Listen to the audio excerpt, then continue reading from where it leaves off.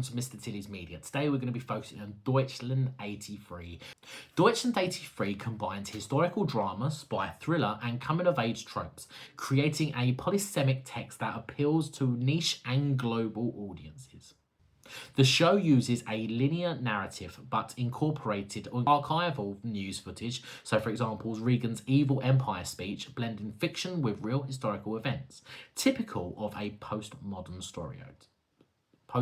Referencing 1980s pop culture, fashion and Cold War politics, the series creates nostalgic appeal, especially for Western audiences familiar with the Cold War era. If we look at binary oppositions here, it can easily be applied.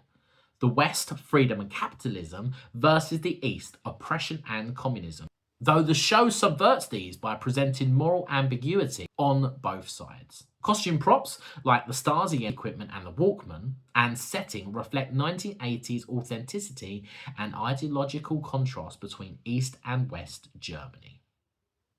The show avoids simplistic portrayals of East Germany as evil.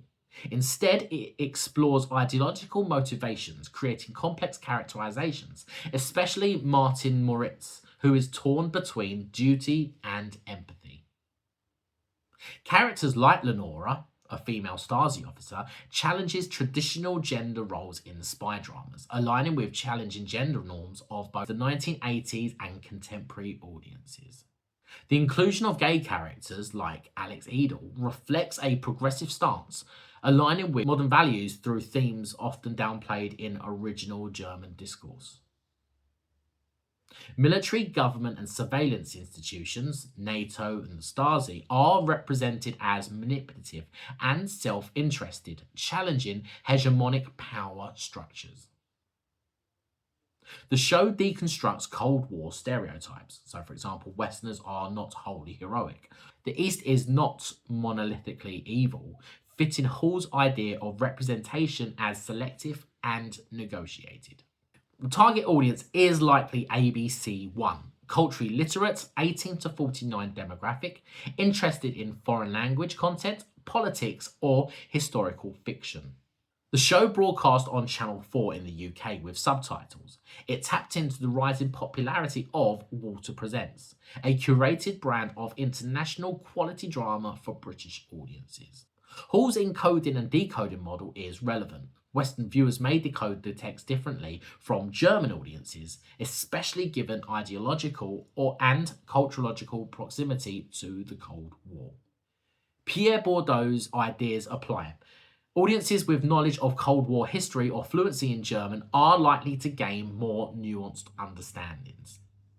Younger, digitally savvy viewers access Deutschland 83 via on-demand platforms reflecting changing consumer habits, so for example, binge-watching the whole series. Deutschland 83 was created by German broadcaster RTL and American network SundanceTV. This reflects globalization and the demand for high-quality, internationally co-financed content. The film premiered on SundanceTV before airing in Germany. This shows a reflective flow of media where non-English content reaches Anglophone markets first. In the UK, Deutschland 83 was the flagship launch series of Channel 4's Walter Presents, indicating the rise of curated foreign language content for British audiences. Multi-platform release, though linear TV, catch-up streaming, reflects convergent technologies and an attempt to reach fragmented audiences. Trailers, posters and social media used Cold War iconography and retro aesthetics, appealing to both older audiences and millennials drawn to vintage trends. Best of luck.